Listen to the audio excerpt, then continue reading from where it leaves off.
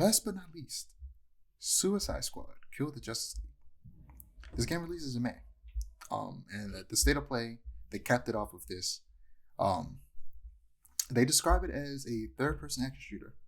It takes place 5 years after Batman Arkham Knight, and it takes place in that universe, if you didn't know. And it is a live service game, meaning that it will continue to be supported after launch with new characters and levels being added, alongside a battle pass for cosmetics only, they say. There's also a loadout system, seeing as it's primarily a shooter. And this, understandably, concerns everybody. A lot of people aren't a big fan of this direction that they're taking. Ryan McCaffrey from IGN put it better than I ever could. He said, Rocksteady's Batman games had stealth, detective work, combo-driven melee combat, vehicles, a great story. This next part I don't fully agree with. Brilliantly moody art direction, it did, but that doesn't mean that every game should have moody art direction, because not every superhero is as moody as Batman.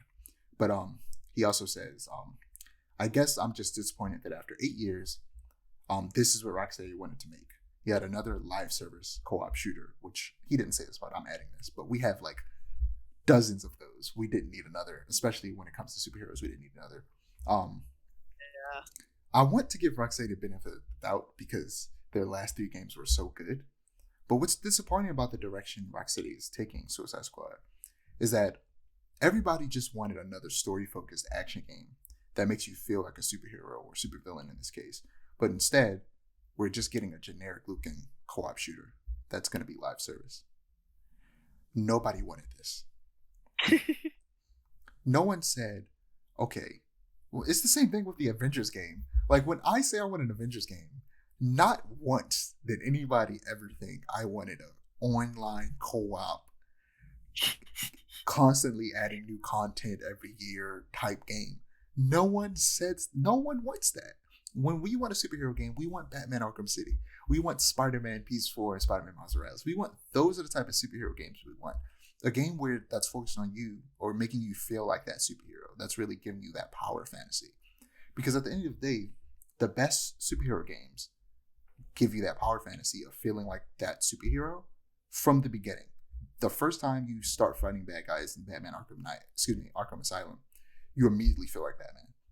The first thing you do in Spider-Man PS4 is swing on his webs.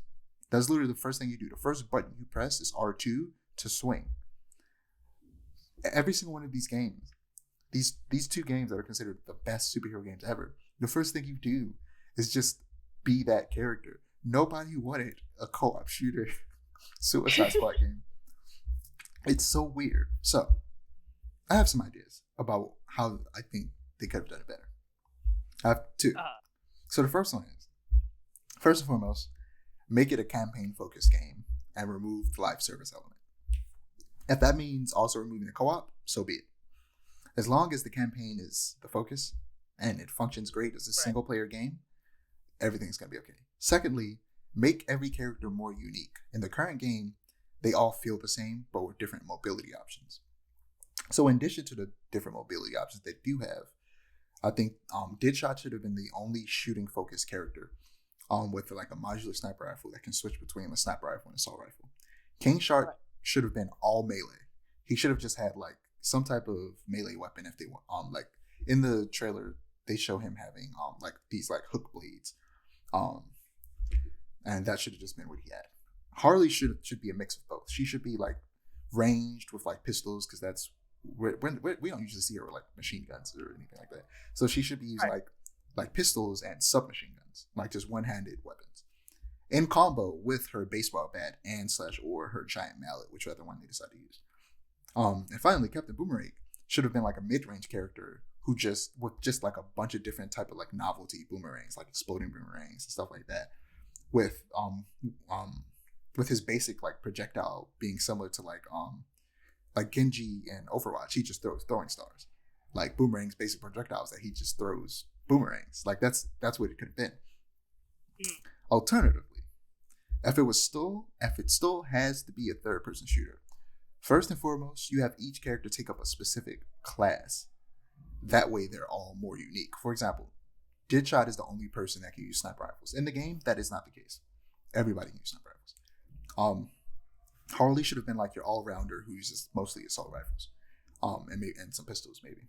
King Shark should have been the tank who uses big guns like machine guns and rocket launchers, while Captain Boomerang is like the nimble assassin who uses like pistols and submachine guns in addition to his boomerangs.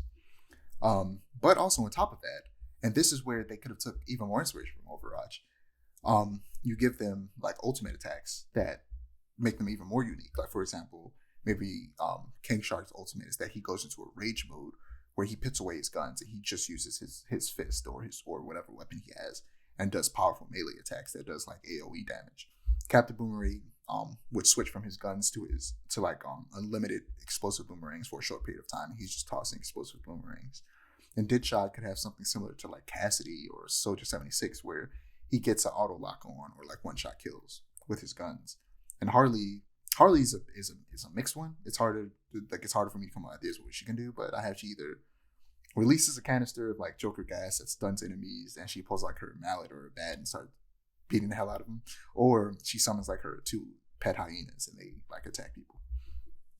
Honestly, Overwatch is kind of the blueprint for when it comes to hero shooters. They literally started the genre of hero shooters. If you want to make a hero shooter, look at Overwatch. That is how you do a game, a superhero game where it is primarily, first and foremost, a shooter.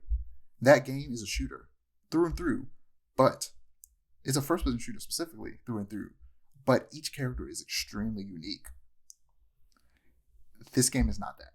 Every character feels the exact same, except that Captain Boomerang has like a gauntlet that has the Speed Force, so he can access that and run and like move faster. King Shark can jump really high because he has super strength. Deadshot has a jetpack, and Harley Quinn has like a grapple gun. Like she essentially stole one of Batman's grapple guns. And that's their mobility options, and that is the most difference you get between the characters are those mobility options. Other than that, they're all the same character, and that sucks. Does suck. That sucks bad. It's disappointing. I don't know how they got here. It's weird. They make three great superhero games, and finally, they're doing the one thing that everybody wanted. DC is finally making a superhero game that isn't about Batman, because they have so many good characters that would make good games.